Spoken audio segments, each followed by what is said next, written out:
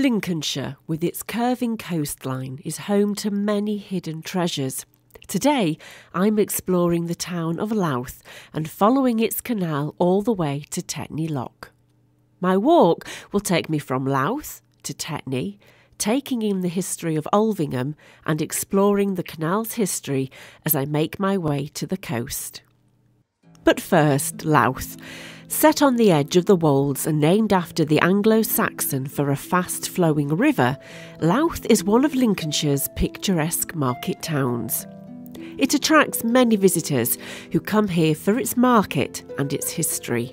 For it's rich in history, having developed where the ancient trackway the Barton Street crossed the River Ludd.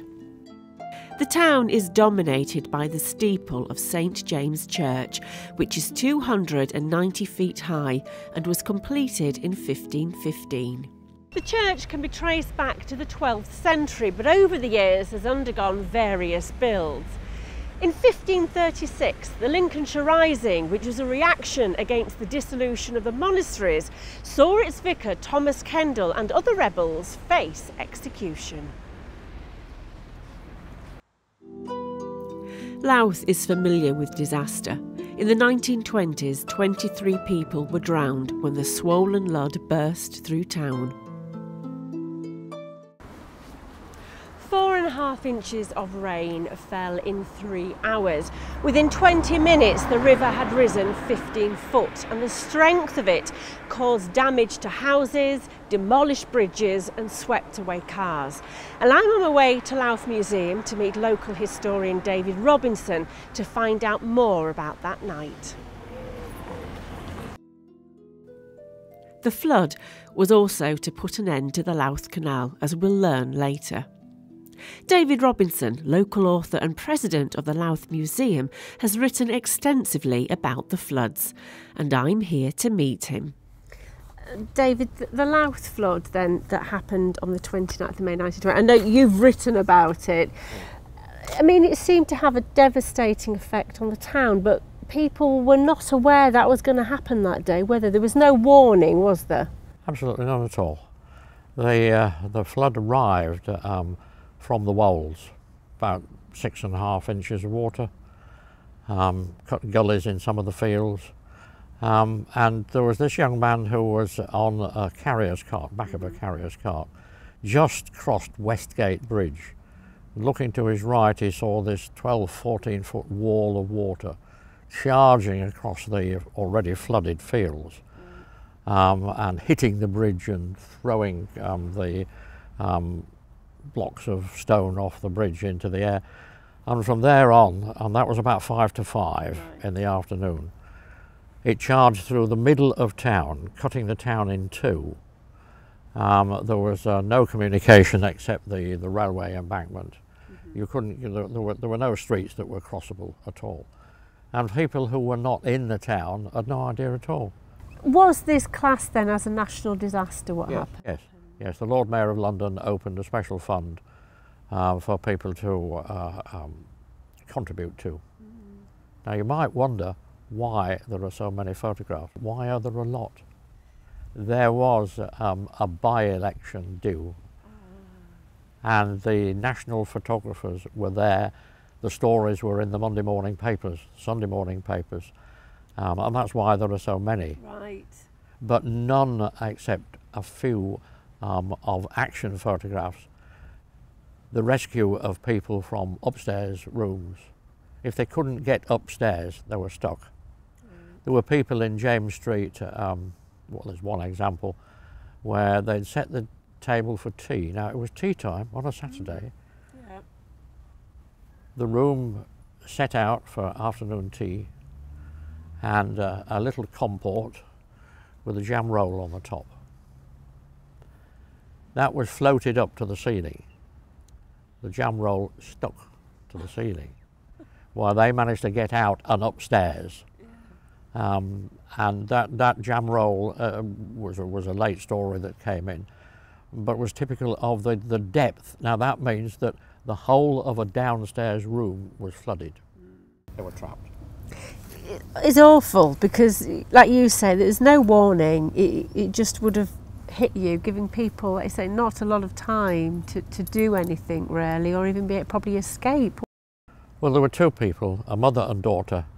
They had arranged to meet in James Street. Well, they were both in James Street at the time. One had cycled in from the country, and the flood just arrived through houses, round the corner at the end. Yeah. And the flood was hurtling down James Street at about 30 miles an hour. They stood no chance at all. Yeah. Absolutely none. I mean, just looking at some of the pictures that you've got in the book, you know, afterwards, the mud, and I'm amazed those pictures, we've got all those trees, the wood that's come from the yard just sitting there as well. But look, what did you got?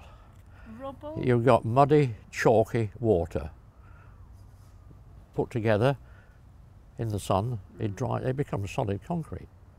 Books were jammed together. Look, there are lots of photographs in there of them squirting water onto furniture, onto pianos, onto anything, because if it was left for too long, it would set like concrete. Would we ever see anything like this again, do you think? No, no.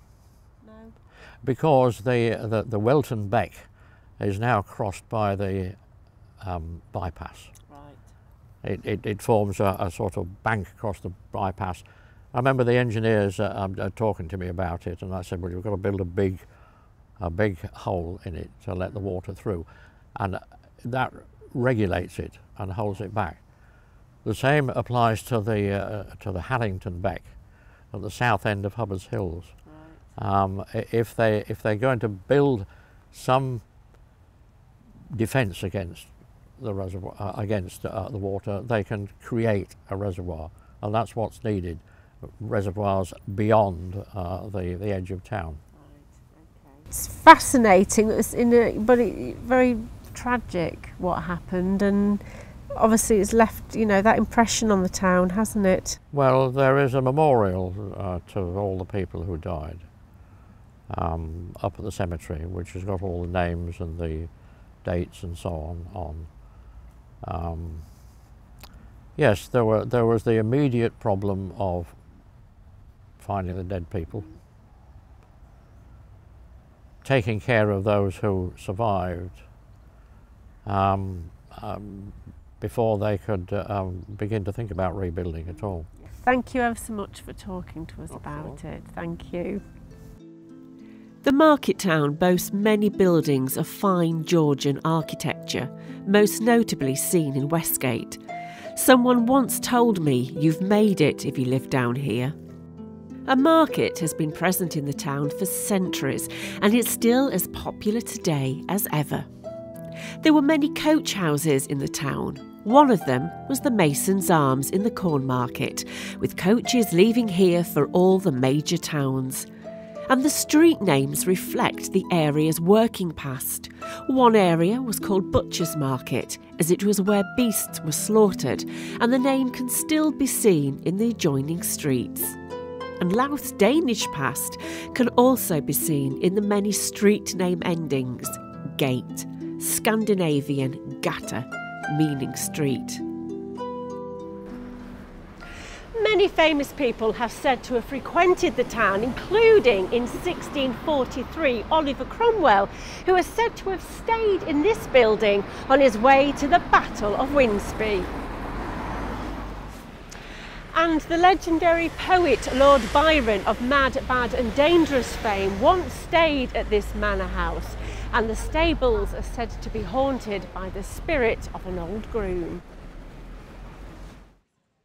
Before the flood, Louth was a thriving market town. In the late 1700s, its prosperity was shown in the building of a canal.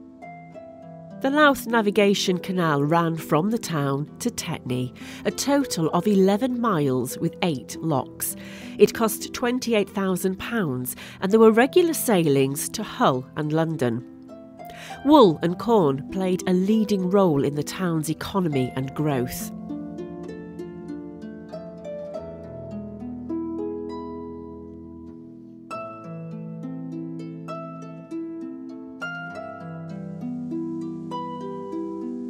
Join me after the break when I meet Stuart Sizer, archivist for the Louth Navigation Trust and a local tour guide. We're trying to see if we can actually, if you like, claim ownership of sections of the canal, but there would have to be a clause in it which negated us from any responsibility. I mean, can you imagine Anglia Water coming along and saying, oh, we need to reinforce the banks, they're going to cost a couple of million.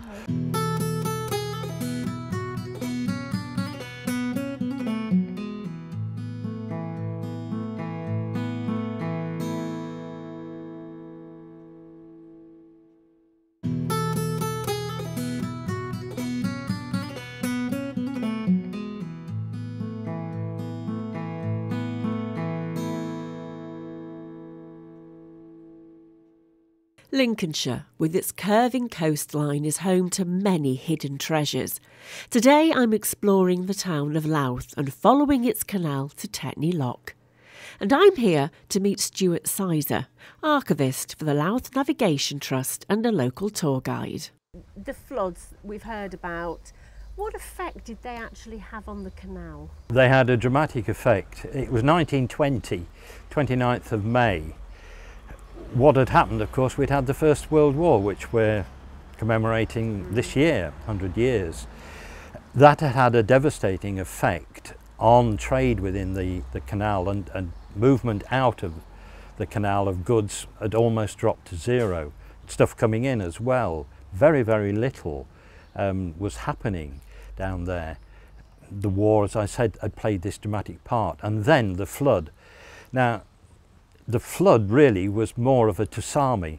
2007, we had a tremendous amount of rain, but what happened was the river just filled up like a basin and then overflowed, and it gradually raised the water level so people around knew what was happening. 1920, there was a blockage down on Welton Beck. Now that burst. I think it was about a 14-foot wall of water came down to the town, and of course Louth's in a bit of a valley, and it just came down and it devastated everything. It went right the way through Louth. I think it took about 20 minutes to get from Westgate to the riverhead, to the canal. Now I've got a photograph showing some other houses on the Riverhead Road down there, and you can see the tide mark, the water mark on the house, and it's at the top of the door. Now, if you take a door as 2 meters in height, even down there, it was 2 meters. Well, there were, I think, 4 boats, ships, sailors will shoot me for saying boat, 4 ships in the basin, and it literally lifted 2 of them up, and the front ends were out the water. One was into a building, another one was on the land, another one overlapped another, and of course it sort of blocked. Now, at the end of it, trying to get those craft out of the buildings, back into the water to see what damage had occurred, it was just disastrous. And basically, very, very little then happened. Nothing was going out, and I don't think a great deal came in. The commissioners decided enough was enough, and they asked for a winding up order. And I think it was June 1924, and the order was given, and the canal was basically closed. They then sold off all the property and the land and what have you that they had, that was in Louth, the Riverhead, some at Firebeacon and some at Tetney. And they made the grand total, it doesn't sound much today, of £6,250. You know, I mean, that's going to get you a second-hand car if you're lucky. But in those days, that was a substantial sum. And I think they then paid off the people who had invested the mortgage at about 11%. But they never actually found all of the people who'd given money for the mortgages. No, you know, the trust is, you know, a lot of work has been carried out. We're trying to see if we can actually if you like, claim ownership of sections of the canal, but there would have to be a clause in it which negated us from any responsibility. I mean, can you imagine Anglia Water coming along and saying, oh, we need to reinforce the banks, they're going to cost a couple of million. It's a big thing. We want to keep the canal, we want to open it, and we're actually, I don't know whether you know, in negotiations with the people who have the pipeline to try and raise the pipeline or to bury it under the canal, you know, thrust boring. It will cost them a heck of a lot of money, but they seem to be looking on us favourably. Now, if that happened, what it would mean is that we could actually get yachts up at high tide, because the tidal barrier would open, which it does. Yachts could sail through and sail into Tetney. After all these years, that we could see boats again coming down the canal would be fabulous, wouldn't it? I know narrowboats. I think I told you the last time we talked that narrowboats have been down as far as Grimsby. I mean, I've sailed, Sue and I have sailed the Amy House, and we'd sailed 10 years in the 1990s until I couldn't because of illness, infirmity, whatever. And it would, we've seen narrowboats coming down, but it would be wonderful to actually see some of these craft coming up the canal. Could you just remind us, when did the canal open again? And it's 12 miles basically from the sea to Louth itself. And it was really to get corn and wool out of Louth, and to get things like timber and coal, stone, fruit and vegetables, and then eventually it brought just about everything in and took whatever we wanted out. And it made Louth, in that later Georgian period, it gave Louth a lot of money. A lot of people made tremendous sums of money. And we had all sorts of small industries within the town which thrived. I mean, you can, when you look at the buildings and the architecture, you can see prosperity, can't you? It shows in those buildings, definitely. I mean, the area that we're in at the moment is Spout Yard, isn't it? What was this? Because in front of us it says engine house, so I'm curious as to what that might have been. The engine house, it was the fire station for the town. However, long before that, in the early 19th century, it was built as a school. There was a school in Westgate for boys, and then parents began to complain, as parents will do. They wanted their girls educating. So this school was built, girls went to it top floor, and infants went on the bottom floor. On Brown's panorama, you can see it quite well, and in the playground, there's a maypole for the children to dance round. So it was lovely. And of course, when the school eventually closed and it was devastated by the flood, where we're sitting was rubble and, oh, you name it. But the engine house was there. The girls actually came out, I think, on the Monday. They were lucky it was a Saturday. I mean, imagine what it would have been like, because the flood hit. Mind you, it was 5:05, so they would have gone home, but there would have still been some people. And it's, we're only about 100 yards either direction, one way where one died and another direction where 3 little children died in it. It was awful, really. You wouldn't think, I know when you look at the water, you think it's so peaceful, but that time in obviously the time of the flood is... Well, you can hardly realise that the water was right up. If you look across the road there, it was nearly up to the upper floor windows. This is it. If we sat here, we'd be buried under water. We would be underneath, and the rubble and you name it, awful. And of course, when you look on the other side, it's very steep. So all the water that was pounding down here, Spout Yard behind us, it sort of divided, and the water went round the engine house as well as down this way. And of course, it just went down by where the co-op is today. Awful it was. Right, well, thank you so much for talking to you. I'm going to leave you now because I'm going to continue my journey through the town, but thank you very much. You're very welcome. Nice to see you again. Thank you. Thank you. The canal stopped being used in 1924 under instruction from the Ministry of Transport. Today, thanks to the work of the Louth Navigation Trust, you can walk from Louth to Elvingham, which is our next stop. Now I've left Louth behind, and as I was walking along the towpath I went through a wooded area where the fields and people's gardens were coming down to the towpath, and it was all very picturesque. I'm now here in the open fields. Alongside me is this canal, and it's hard to imagine that this was dug by the Irish navvies by hand, and you just think what an incredible feat, because they dug the whole 12 miles. Ticklepenny and Willow's Lock are both Grade 2 listed and were designed by John Grundy. They're unusual for locks as they've 4 concave curves, which was to prevent the earth behind from slipping forward. And as we approach Elvingham, you'll notice it's unique in that it has 2 churches in one churchyard, and it can be reached either via the farmyard or from the canal towpath. Now, there are many theories for this, and one is that the redundant church of St Mary, which is the parish church for North Cochrington, which is just over there, was the chapel to the Gilbertine Priory, which stood in the fields to the west of this site. Now, the priory was founded by a Hugh de Scotney, but fell into ruin in 1538 following King Henry VIII's dissolution of the Monasteries Act.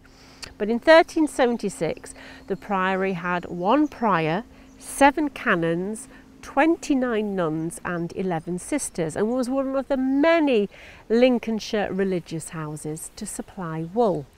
Now, just behind me is the parish church of St Adelwald, and that's named after the 12th century saint who was formerly the Bishop of Lindisfarne. And on the other side of the churchyard is Elvingham Watermill, dating from the 17th century. Its breast-shot water wheel was driven by water from the River Ludd, and there's been a mill here since at least the 12th century, and until 1971 was owned by the same family for 105 years. Our journey from Louth has taken us to some interesting places, and as we near our final destination, we'll start to see some of the industrial remnants of the canal's heritage. As I leave Louth and Elvingham behind, our walk takes us to Tetney, said to have once been an ancient island, Teeter's Island. So until next time, happy rambling!